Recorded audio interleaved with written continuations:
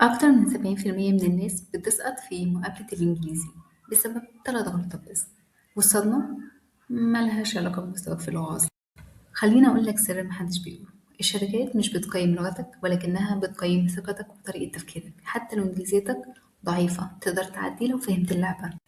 الانترفيور مش مستني منك بيرفكت جرامر، هو عايز يفهم هو انت فاهم السؤال، بتعرف ترد، واثق. لو التلاتة دول موجودين فانت ممكن تقول كده، بس ما وعدكش ان ممكن تتقبل. وبرضه ممكن تقول كده وبنسبة كبيرة الانترفيور هيختارك. ليه؟ لأن الشركة هتختار اللي عنده ثقة أهم من اللغة بكتير. قبل ما تجاوب أي سؤال خد ثانية تفكير، لأن الشركات بتحب الشخص اللي بيفكر مش بيتوتر. فكر في السؤال عادي جدا. دي بعض الجمل المهمة جدا اللي انت ممكن تحتاجها في أثناء أي انترفيو لو انت حسيت ان انت ما عندكش كلام تقوله أو هتغلط.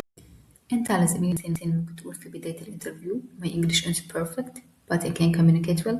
الجملة دي بتكسر أي توتر عندك أو عندهم. لو فهمت اللي قلته النهاردة مستواك مش هيمنعك من أي شغل تاني يتطلب لغة. تابعني عشان أقولك أسرار القبول في الوظائف.